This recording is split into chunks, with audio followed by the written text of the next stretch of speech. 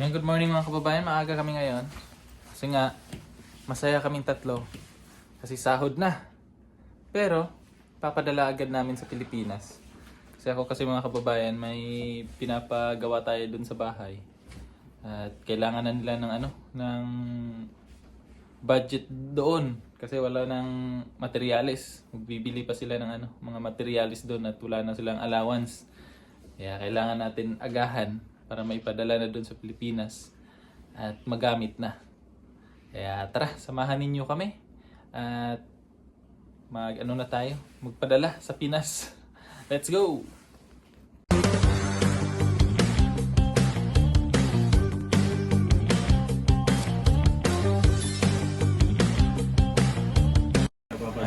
Naka-withdraw na.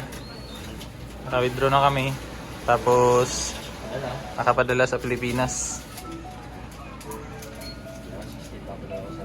Kano ipapadala mo, pre? Bali, nag-deposit lang ako 16. 16 lapad? Hindi.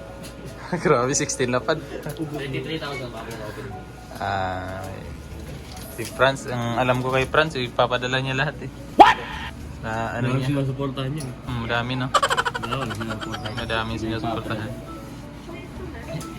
Savings yan kay Franz para future. Swerte yung asawa nito kasi may savings na. Ako nung isa niyong asawa nito. Kaya nga eh. Kaya yan yung sinisave niya.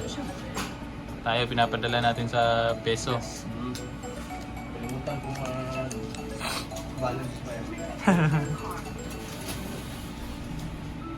Tapos na rin ako. Nakaano na tayo. Pagpadala na tayo sa Pinas. Transfer ko na lang yun sa Smiles to Philippine bangko. Meanwhile, So ayan mga kababayan, dito na kami sa apartment, naka-uwi na. Kakadating lang po namin. Grabe, sobrang lamig po sa labas. Pero okay lang naman, kaya pa naman. Ayan, so napadala na natin yung pera doon. Kasi nga, kagaya sa nasabi ko sa inyo kanina, may project ako doon. Yung ilang buwan ba ako dito? Mga 6 months na yata kami dito sa Japan. So at least yung pera na na kinita dito may mapupuntahan. Kaya naisipan ko talaga na ipagawa sa bahay para at least yung pera hindi mapunta kung saan saan. Makikita pa rin natin pag uwi ng Pinas, di ba? Kaya ayan, tingnan natin yung pinapagawa ko doon para makita nyo rin kung ano yung update doon sa sa Pinas ng project natin. So tara, tingnan nyo. Ayan na nga mga kababayan, at sinumulan na nila yung paggawa ng pader doon sa bahay. Yung lote na yan mga kababayan, nasa mga 117 square meter po yung lupa na yan. And then yan ay nabili po namin nung partner ko nung almost na siguro 5 years na siguro mahigit. Nabili namin yan nung nandito na siya sa Japan nun. And then medyo matagal pa po yan bago namin na patayuan ng bahay kasi nga po yung pera ay kulang pa po. Mahirap kasi magpatayo ng bahay ng alanganin sa pera kasi alam natin yung budget talaga sa bahay pag nagpapagawa ka ng bahay. Akala mo yun na yun pero hindi pala, may may mga konti-konting gastos. Kaya yung budget na imbis na sinasabi nila, halimbawa nasa mga 500 o 700 lang, expect mo na aabot talaga yan ng mga 1 million or mga 900. So ganun po yung kahirap magpagawa ng bahay. Kaya sa mga nagbabalak na nagpagawa din ng bahay, kung may kayo, yung budget na sinabi ng magtatrabaho or yung nag-compute, talagang bigyan nyo na ng allowance kasi talagang sosobra talaga sa gastos yan mga kababayan. Kasi na-experience ko na yan. At hindi din po biro yung magpagawa ng bahay. Buti nga lang po yung mga trabahante or yung mga nagtrabaho dun sa bahay is mga kakilala ko lang po dun sa amin. And then yung iba naman po is kamag-anak, yung kapatid ng misis ko, yun. Kaya medyo naka-save tayo sa gasto sa pangbayad sa tao. Nasimulan po tong bahay na to nung August 2022 po. At hanggang ngayon po ongoing pa rin yung construction ng bahay na to kasi pahinto-hinto po yung yung paggawa namin kasi nga yung gaya ng sinabi ko kanina, hindi po biro yung magpagawa ng bahay. Talagang susubukin yung yung bulsa, yung yung budget. Kaya yan, hindi isang hindi isang gastos lang. Talagang pag may pera ganyan ipatrabaho. Kaya nung nandito na ako sa Japan, nagkasahod, ayan, paunti-unti ulit na patrabaho sa bahay hanggang sa mabuo or matapos natin tong bahay, yung pangarap natin na bahay. Kasi siguro lahat naman siguro tayo nangangarap talaga ng sariling bahay natin na matitirhan sa mga anak natin next na mga generation pa, 'di ba? Yung may mga matirhan kayo na yung masasabi nyong komportable talaga yung pamilya nyo.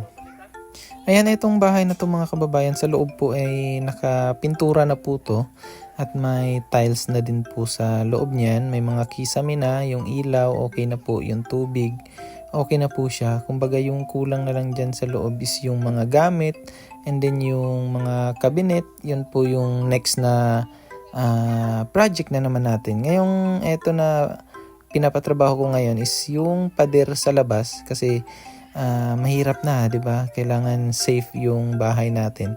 And then yung pintura din po sa labas para maganda na po siya tingnan.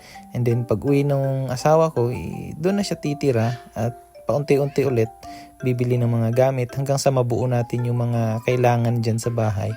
Para at least hindi mawala yung yung pera natin kasi pag iipon lang natin yung pera natin unti-unti mawawala na lang. Kaya ganyan yung ginagawa namin pag may pera, gasto sa bahay para at least kung mawala man yung pera at least diyan napunta, hindi yung nawala ng hindi mo alam na kung saan na napunta. Kaya yun yung plano namin, yun yung ginagawa namin mag-asawa. Kaya sa mga magtatanong po kung nasaan po napunta yung pera sa loob ng 5 taon ng pagtatrabaho ng asawa ko dito sa Japan, alam nyo na po yung sagot. Yan na po yung sagot. And then yung napundar ko po dito sa ilang buwan na pagtatrabaho ko sa Japan, yan po. Pinatrabaho ko na naman dyan sa bahay, pangdagdag sa papagawa dyan sa bahay, and then sa mga gamit sa loob para at least, 'di ba? Pag uwi natin may masasabi na tayong sarili nating tahanan, may matutulugan na tayo, hindi na tayo mamroblema na baka paalisin pa tayo, baka may pangbayad pa ba tayo na sa susunod na buwan, yung mga ganun. At least yung iisipin mo na lang, yung bayarin mo na lang sa kuryente tsaka sa tubig. Solve na yung yung bahay mo. May bahay nang matitirhan yung future babies, 'di ba? Oh, social. Sana ibigay mo na, Lord. Sa mga hindi po pala nakakaalam, dito po sa bahay na to nakatira si Peter Paul nung nasa Pilipinas pa po ako.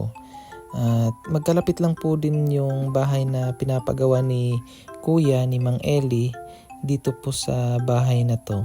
Kaya magkapit bahay.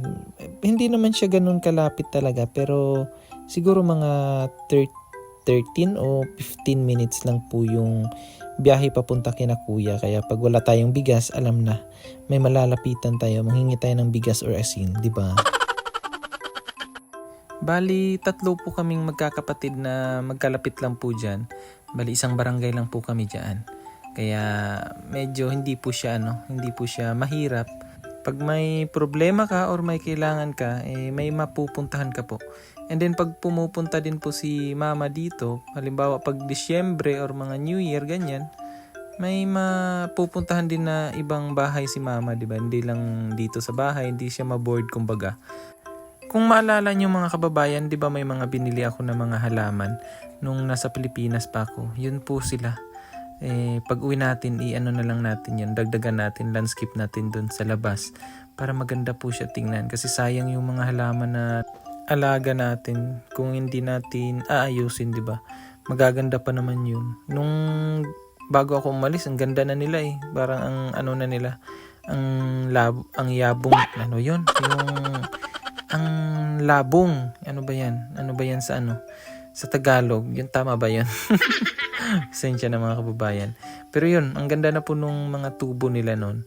And then may nabili din ako nung dun. Ay, hindi nabili. Nahingi dun sa ano, sa nung nagpunta kami ni na Sir Paul. Dun sa Bukidnon ba yun? O yun sa Bukidnon. May nakuha ko dun na ano, yun sa wild na lily ba yun? Yung wild lily, yung sa lupa. Yung hindi yung yung iba kasi sa ano nakadikit sa kahoy. Yung nakuha ko dun, sa lupa siya. Kaya maganda siya tingnan. May tubo na yun Ewan ko kung okay pa ba yun. Ang sabi ko kasi kina kuya na ilipat sila. Para pag uwi ko, ilipat ko na rin. Itanim ko sa paso para maganda tingnan. Tapos i-arrange ko dyan paligid para maganda sa mga bisita na pupunta. Ma-entertain sila sa halaman natin sa paligid, di ba? Para bonggacious tayo. Bonggacious yung bahay. Parang girly-girly na yung dating natin yan. Hindi pa talaga siya totally na natapos. May mga ano pa yan. Rehas-rehas na tubular yung ilalagay ko dyan sa ano, sa pader. Na yun yung gagawin nating harang dyan sa taas. Para maganda din tingnan and then ipinturahan natin ng black. So, ayun na nga mga kababayan, yun po yung mga napundar namin mag-asawa dito sa Japan sa loob po ng ilang taon niya na pagtatrabaho, sa loob ng 5 taon na pagtatrabaho niya dito sa Japan. And then, sa akin naman yung ilang buwan na pagtatrabaho ko, doon po napunta. And then, syempre, nagbibigay din tayo sa magulang. Pero hindi naman ganun kalaki kasi nga, alam naman ni mama na may project ako sa bahay. And then, swerte din na may magulang na ano, yung baga iniintindi tayo na para sa future ganyan. Pero syempre hindi natin pababayaan yung magulang natin. Then yun na nga, paunti-unti lang hanggang sa matapos namin yung dream house namin na yun. Kasi uuwi na nga yung partner ko doon, yung asawa ko, para for the new chapter na naman ng buhay namin. Kasi mahirap na hindi naman siguro habang buhay na andito kami sa Japan, hindi pwedeng ganun.